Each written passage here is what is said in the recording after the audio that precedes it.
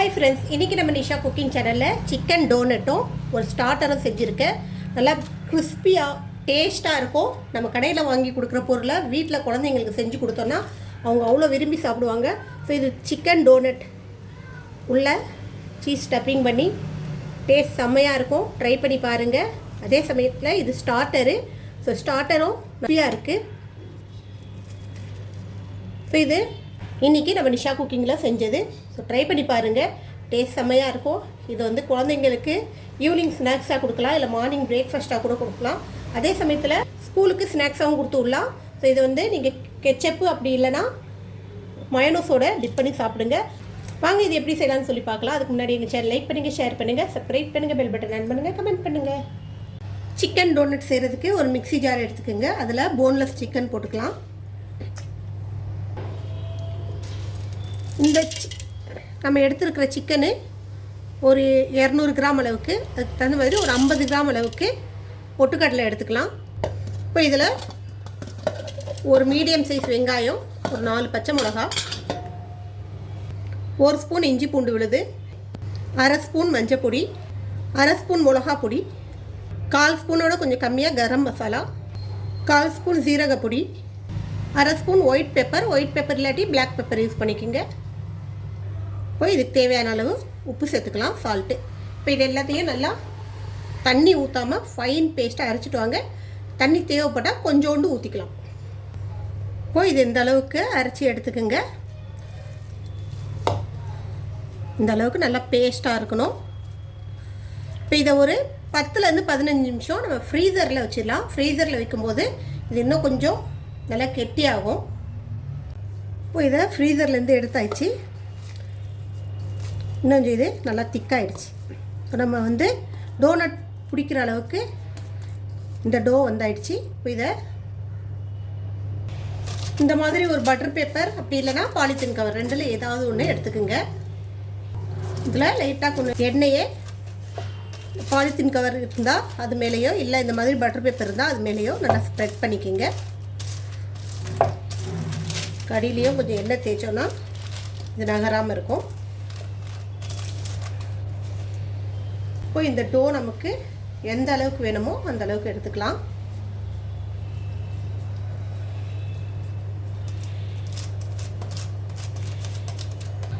கையில் கொஞ்சோண்டு எண்ணெயை தொட்டி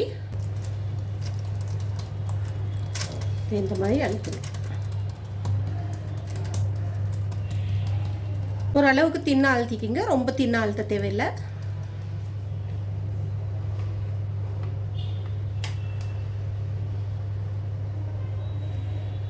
இப்போ இதில் சீஸ், என்ன சீஸ் இருக்கோ உங்களாண்ட, க்யூபாக இருந்தால் சரி, மொசரல்லா சீஸாக இருந்தாலும் சரி, இந்த மாதிரி துருவிக்கிங்க. துருவிட்டு இதில் சுற்றி சீஸ் போட்டுக்கலாம். வெஜிடபிள் ஸ்டப்பிங் விருப்பம் இருக்கிறவங்க வெஜிடபிள் ஸ்டப்பிங் கூட வச்சுக்கலாம். வெஜிடபிள் கொஞ்சம் வதக்கிட்டு இதுக்குள்ளே இப்போது இது அப்படியே சுருட்டிட்டு வாங்க.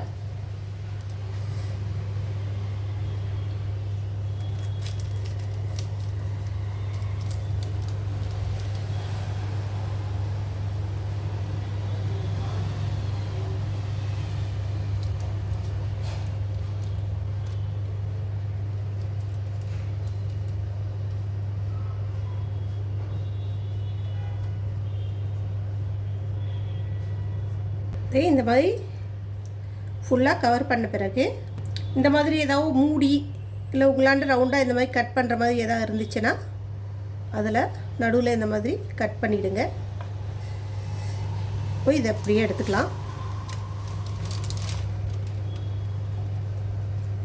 இப்போ இது ரவுண்டாக அழகாக டோனட் ஷேப் வந்துடுச்சு பாருங்கள். டோனட் நமக்கு எந்த ஷேப்பில் இருக்குமோ அந்த ஷேப்பில் வந்துடுச்சு. அவ்வளோதான். இதே போல் நம்ம எல்லாத்தையும் ரெடி பண்ணிக்கலாம். ஸோ இதே ஷேப்பில் நம்ம எல்லா இதுவும் எடுத்துகிட்டு வரணும். இப்போ இதில் மறுபடியும் கொஞ்சம் எண்ணெய் தேய்ச்சிக்கலாம்.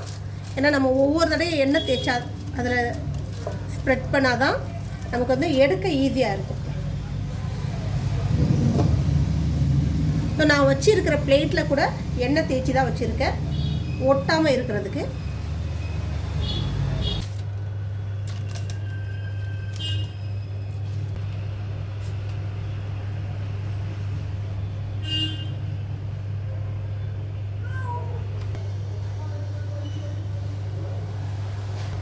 இந்த அப்படியே ஒரு ஏர்டைட் பேக்கில் போட்டு ஃப்ரீஸ் பண்ணிடலாம்.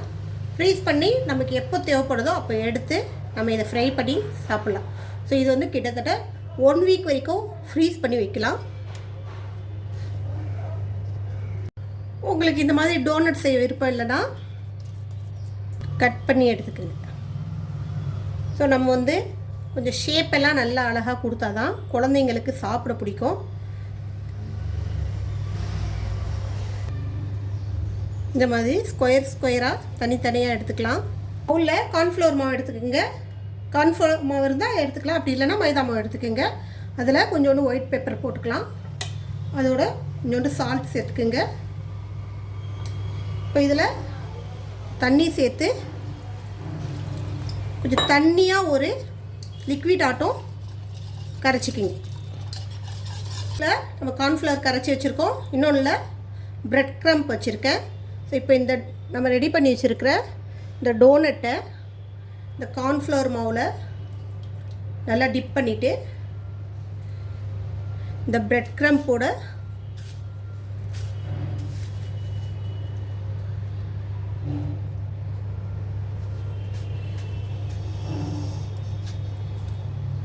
இந்த மாதிரி டிப் பண்ணி எடுத்து வச்சுக்கோங்க.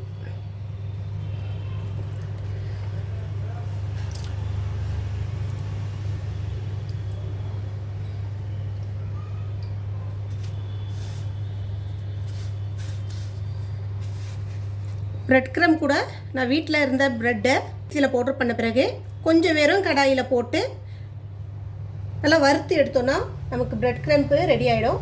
கொஞ்சம் ப்ரௌன் ஆகிற அளவுக்கு நம்ம வறுத்து எடுத்துக்கணும், அவ்வளோதான். ஸோ ப்ரெட் க்ரம் கூட நம்ம காசு போட்டு அதிகமாக செலவு பண்ணி வாங்க தேவையில்லை. வீட்டில் இருக்கிற ப்ரெட்டு யூஸ் பண்ணிக்கலாம்.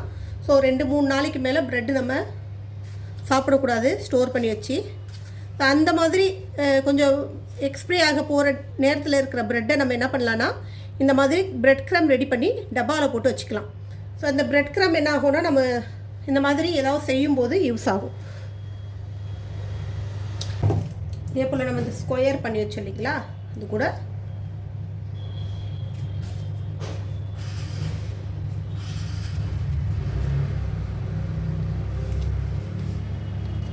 இந்த மாதிரி கார்ன்ஃப்ளவர் மாவில் டிப் பண்ணி ப்ரெட் க்ரம்பில் கோட் பண்ணி எடுத்து வச்சுக்கோங்க. இதை இப்படியே நீங்கள் ஃப்ரீஸ் பண்ணி வச்சுக்கலாம். ஸோ காலைல ஸ்கூலுக்கு குழந்தைங்க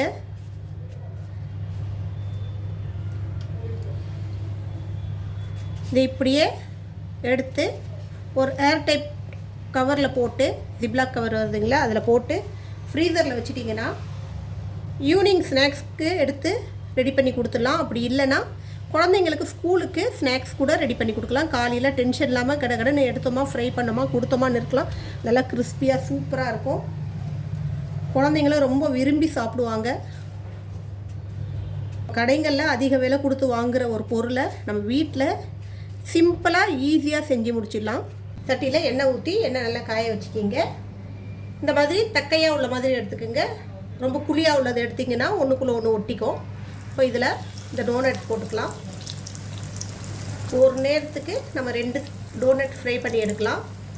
ரொம்ப அதிகமாக போட்டோன்னா ஒன்றுக்குள்ளே ஒன்று ஒட்டி உடையும். இந்த மாதிரி எண்ணெய் மேலே தெளித்து விட்டிங்கன்னா மேலேயும் கொஞ்சம் வெந்துட்டே வரும். திருப்பி போடும்போது நமக்கு அடியில் பிடிக்காது.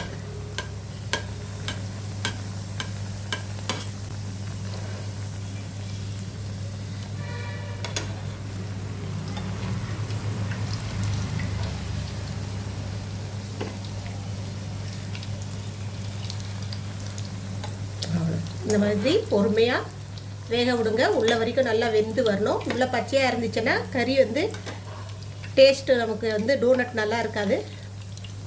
கொஞ்சம் பொறுமையாக வேகட்டும். அவ்வளோதான். இந்த மாதிரி திருப்பி திருப்பி போட்டோன்னா அருமையான சிக்கன் டோனட் சூப்பராக ரெடி ஆகிடும். நல்லா கிறிஸ்பியாக இருக்கும். டேஸ்ட் செம்மையாக இருக்கும். எல்லாருக்கும் பிடிக்கும்.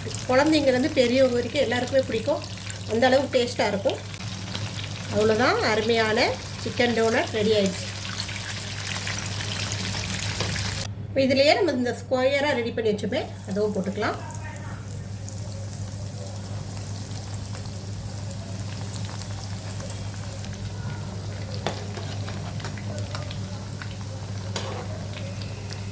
குழந்தைங்களுக்கு வெளியிலேருந்து வாங்கி கொடுக்குறத விட நம்ம வீட்டில் செஞ்சு கொடுக்குற பொருள் நல்லா சுத்தமாகவும் ஹைஜீனிக்காகவும் இருக்கும்.